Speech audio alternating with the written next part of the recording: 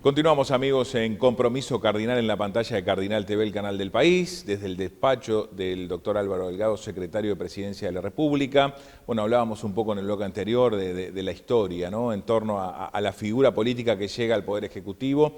Pero ahora ya, doctor Delgado, bueno, entrar un poco a lo que es la actual administración y a esta circunstancia que se dio, ¿no?, que es la emergencia sanitaria a pocos días de asumir el gobierno nacional y, en su caso, bueno, con esa responsabilidad de liderar el Sistema Nacional de Emergencia, que justamente es el que está atendiendo toda esta situación del COVID-19 coronavirus. Sí, después del proceso de la campaña, haber ganado la interna, haber ido a la elección nacional, en donde el Partido Nacional fue el partido de la oposición a aquel momento más votado, donde Luis ya la campaña, Luis la vio lejos y empezamos a hablar de las coincidencias con los demás partidos. Tan es así que, bueno, fue fácil para el balotaje, después de la elección de octubre, armar una coalición y un documento que se llama el Compromiso por el País. Después del proceso de la coalición, la elección, el balotaje, el no reconocimiento esa noche de algo que era irreversible, pero bueno, que postergó un poquito el festejo. Después de todo ese esfuerzo militante de mucha gente en todo el país que hay que agradecerle de corazón, y de que Uruguay cambiara después de 15 años de gobierno del Frente Amplio con mayoría propia. Y esto fundamentalmente tuvo una incidencia muy fuerte en el interior de la República, ¿no?, que decidió cambiar antes que Montevideo. Y la verdad que agradecerle el esfuerzo a los que militaron y a los que hoy no militaron pero comprenden y apoyan.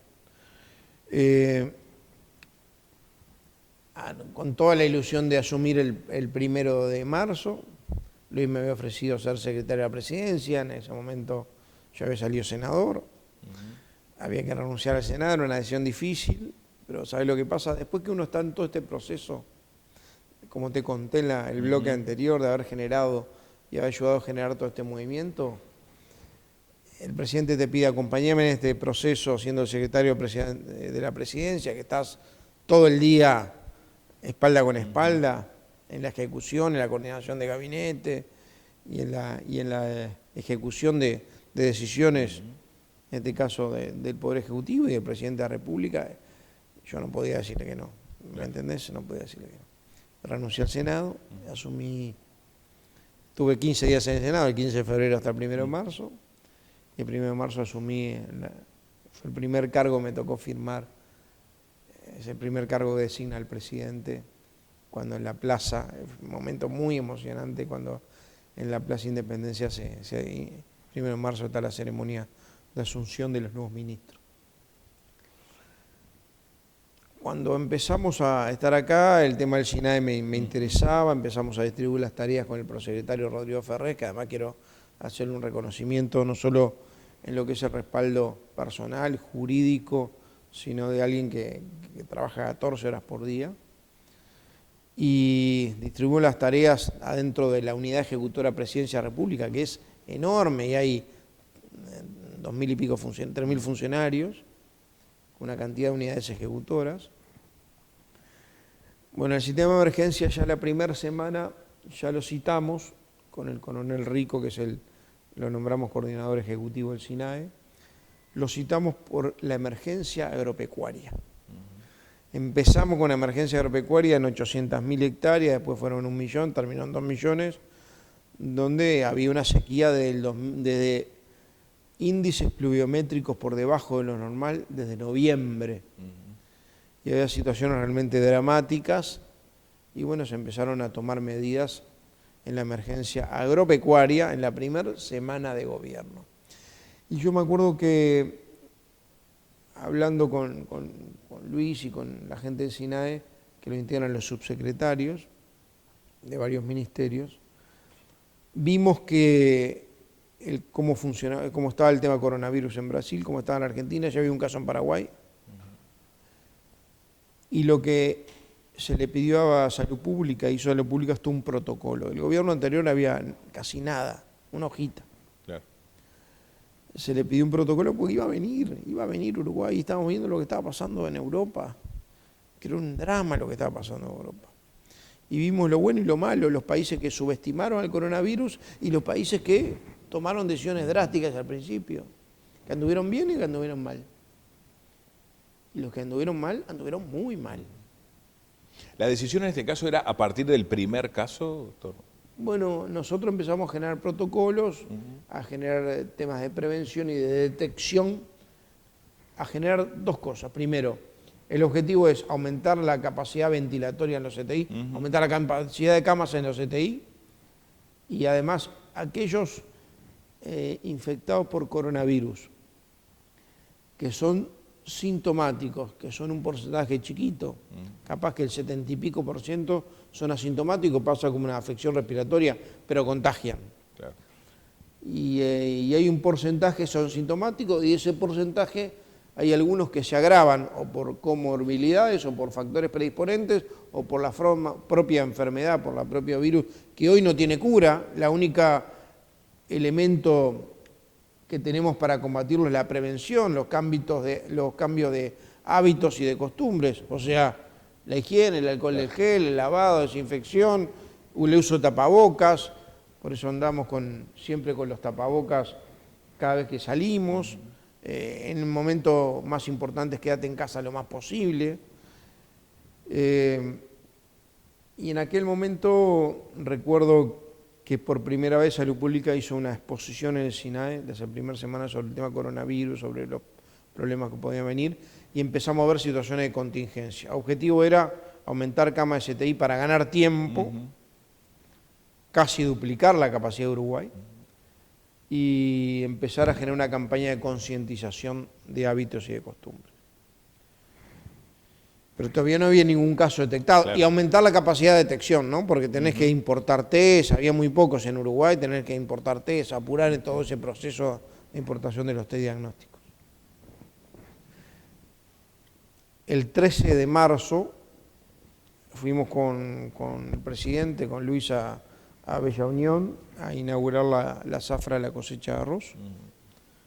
Resulta que cuando volvíamos en el helicóptero, el mensaje es: ahí están los 4 primeros casos positivos de coronavirus.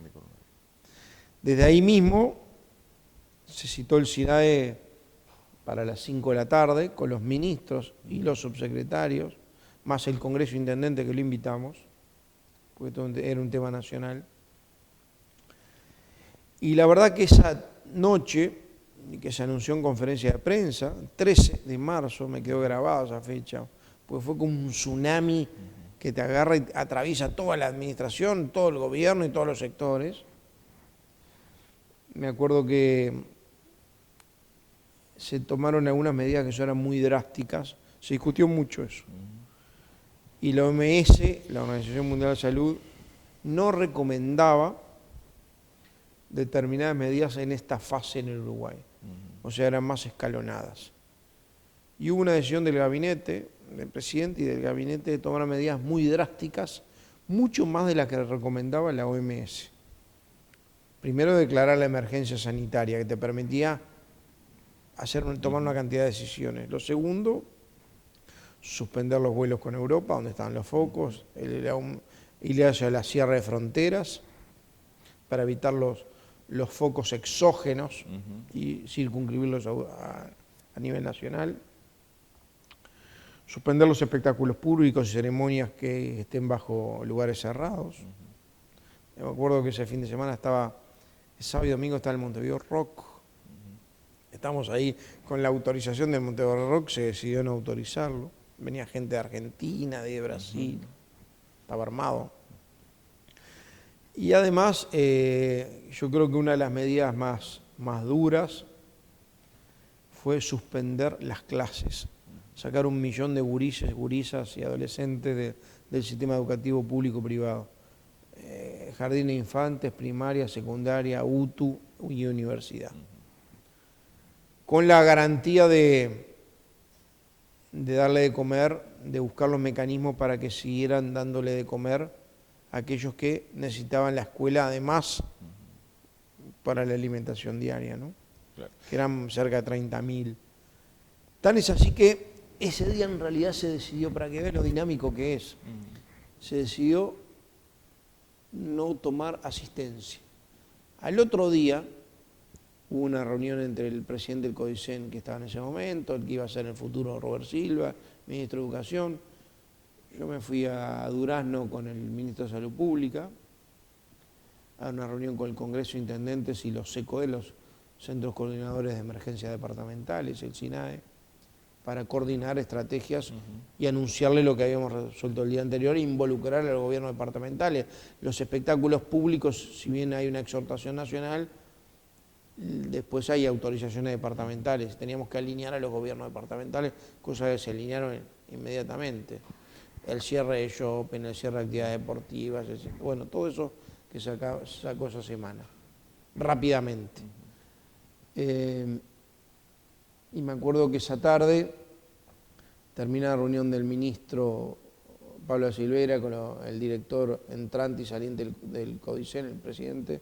Me llaman y dicen, mira, yo creo que deberíamos suspender las clases, no tener asistencia, no computar asistencia en suspender por 14 días, o sea, por 2 semanas, porque además coincide con el periodo de incubación del virus. Y bueno, me acuerdo que hablamos con el presidente, lo llamé y él me dijo sí, y anuncialo ya. Hice una conferencia en Durazno, me acuerdo ese día, anunciando la suspensión a partir del lunes, eso era un sábado, a partir del lunes, de las clases por 14 días. Después iba a haber una semana al medio que sabíamos que era sándwich y iba a seguir, y después venía Semana Santa de turismo, que en realidad no fue ni santa, ni de turismo, ni ciclista, ni criolla, y que venía una suspensión de clases. Y esas decisiones tan drásticas, como dijo el catedrático de infectología de la Facultad de Medicina, esas decisiones tan drásticas del gobierno y la conducta de la gente responsable de quedarse en casa, de cambiar los hábitos y las costumbres, bueno, colaboró muchísimo. Las decisiones del gobierno, la comunicación del gobierno diciendo todos los días con transparencia cuántos casos nuevos hay, cuántos test hicieron, las recomendaciones que hay, las medidas paliativas vinculadas a la salud, después vendrán las económicas, ¿no? Vinculadas al mientras tanto, a los que esto los perjudica mucho económicamente, sobre todo los que están los que paran la olla día a día. Claro. Me acuerdo que esos momentos permitieron en la comunicación con la gente que la gente tuviera una actitud responsable. Claro. ¿Nunca estuvo sobre la mesa la cuarentena obligatoria? No, bueno, sí estuvo sobre la mesa, perdón. Responsabilidad social personal, con el tema de que la conducta de cada uno condiciona la salud de todos. Y la verdad, ahora te contesto eso permitió que, a diferencia de lo que pasó en otros países, que esto se instala en un país por un foco exógeno generalmente, o varios focos exógenos, o sea, de otros países, o gente que estuvo en otros países, y se dispara, porque es ultra contagioso, una tasa de morbilidad impresionante tiene el coronavirus, que es un virus respiratorio, que reitero, no tiene cura, excepto lo paliativo. Aquellos que son sintomáticos y terminan muy mal en un CTI con ventilación mecánica, ¿no? Entonces nosotros logramos que ese pico de contagio se transformara en curva de contagio, y hoy con las medidas que se tomaron la curva se fue meseteando. Ustedes van viendo que cada vez hay más test y la proporción es menos contagiados, y además hay más recuperados. Entonces Uruguay es un caso que hasta ahora lo están estudiando. Ahora, si nosotros cambiamos y aflojamos y no tenemos el distanciamiento social y físico, no usamos tapabocas, no tenemos los hábitos de higiene, esta nueva normalidad implica que está todo protocolizado, con pasos cortos, con pasos seguros, con pasos responsables y con pasos evaluados que se están testeando. Bueno, si los uruguayos cambian el sentido de la responsabilidad, que estoy seguro no va a pasar, esto cambia también. Ustedes habrán visto algunos países, incluso de América Latina, que fueron para adelante, después tuvieron que ir para atrás. Quizá los momentos más difíciles fue cuando se reclamaban de varios sectores la cuarentena obligatoria. Incluso hasta el expresidente Vázquez lo reclamó. Y hubo una discusión en el gabinete, había mucha gente que estaba a favor, y es entendible, el miedo, el temor. Y una decisión muy fuerte del presidente, muy medida, ahí una decisión política, ¿no? De decir, A ver, no podemos exigir lo que no podemos hacer cumplir. Porque cuarentena obligatoria, ¿qué implica? Y los que se van, los que no la cumplen, los que son irresponsables, los que están eso. Porque además cuarentena obligatoria en algunos, porque otra mitad del Uruguay sigue trabajando para la que otra mitad pueda subsistir. Toda la cadena de alimentación, de distribución, de comercialización, los frigoríficos, todo eso iba a seguir, el agro, bueno, iba a seguir funcionando. Entonces era una cuarentena para algunos y además queríamos evitar un estado policíaco. Claro. Está persiguiendo, bueno, este está violando, ¿no?, la cuarentena, y que no pase como pasó en otros países, que había más procesados que contagiados. Entonces apelamos a lo más importante, que es al corazón y a la responsabilidad de los uruguayos, y creo que valió la pena. Le propongo otra pausa. Con mucho gusto.